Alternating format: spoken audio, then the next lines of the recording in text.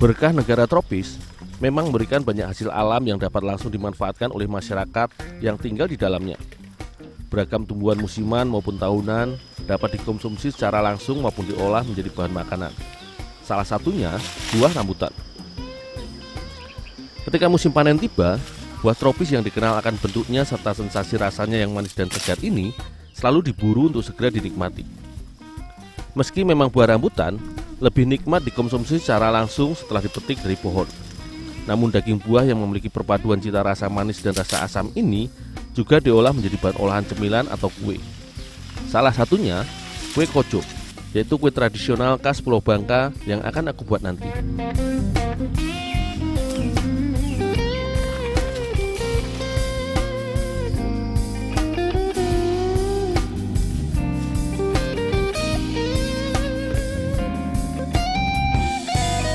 Setiap helaian rambut dari buah yang memiliki warna merah atau kuning pada kulit luarnya ketika sudah matang ini seolah mewakili setiap manfaat yang dimilikinya. Berdasarkan penelitian, selain mengandung serat, daging buah rambutan mengandung vitamin A, karbohidrat, vitamin dan juga zat-zat mineral lainnya seperti fosfor, kalsium, niacin, zinc, potasium, magnesium, dan juga zat besi.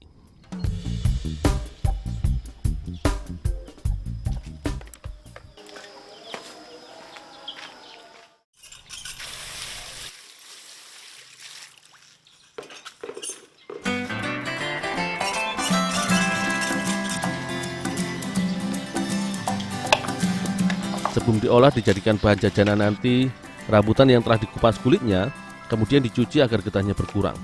Selanjutnya, agar mudah dicampur dengan bahan lainnya, buah rambutan dibuang biji dan diambil daging buahnya saja.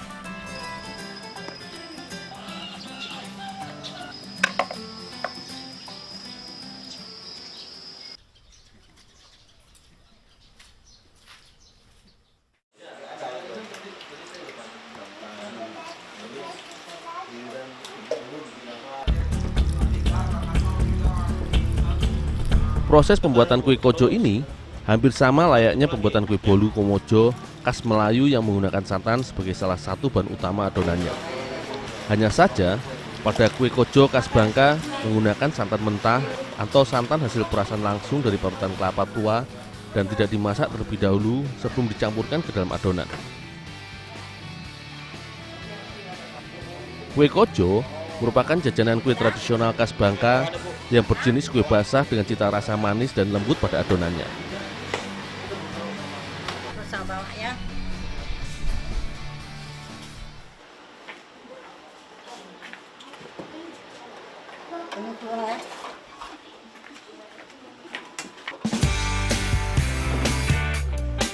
Meski adonan kue kojo khas Bangka sejenis dengan kue komojo khas Riau atau daerah Melayu lainnya, namun setiap daerah memiliki tahapan yang berbeda-beda dalam proses pembuatan adonannya. Proses pembuatan kue kojo, awalnya gula pasir dicampur dengan tepung terigu dengan perbandingan 1:1 dan diberi tambahan sedikit garam agar gurih. Semua bahan ini diaduk dengan tangan. Selanjutnya, sedikit demi sedikit santan pun ditambahkan ke dalam adonan kering tadi sehingga semua bahan terlarut. Jika semua bahan sudah terlarut, maka sebagai tahap akhir telur ayam pun ditambahkan ke dalam adonan. Kue kojo hanya menggunakan bagian kuning telur ayam sebagai bahan adonannya. Selain itu, kue kojo buatan ibu Anya cukuplah spesial karena menggunakan telur ayam kampung sebagai bahan adonan kuenya. Semua bahan ini terus diaduk hingga adonan tercampur merata.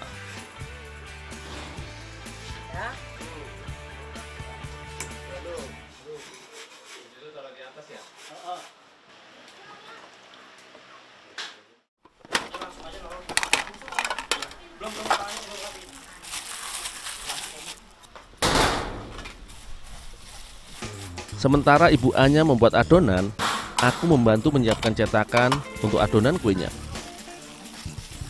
Bila pada kue komojo khas Riau menggunakan cetakan berbentuk bunga teratai, kue kojo khas Bangka biasa dicetak dengan menggunakan loyang sederhana berbentuk bulat yang terbuat dari seng. Sebelum adonan dicetak, loyang pun harus diolesi mentega agar tidak lengket saat adonan matang nanti.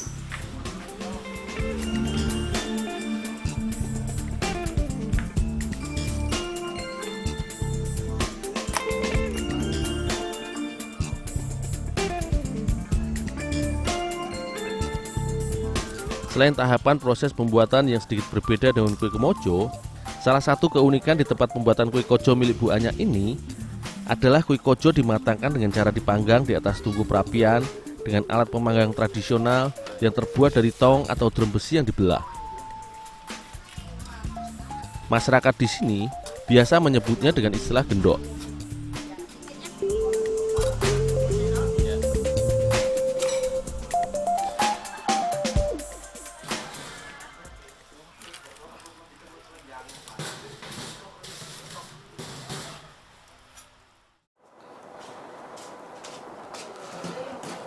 Tolong dimasakin. Oh, ya Bu.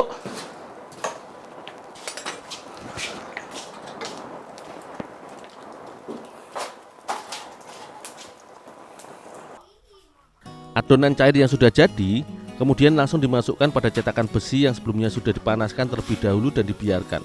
Fungsinya agar adonan lebih cepat matang saat dipanggang.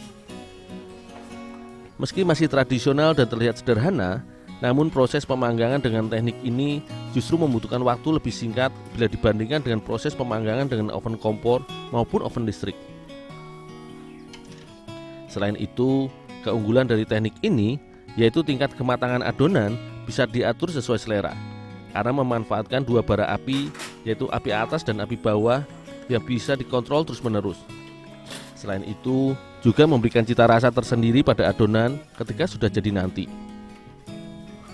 Adonan kue kojo yang sudah matang ditandai dengan mengeringnya permukaan kue dan warnanya berubah warna menjadi coklat keemasan.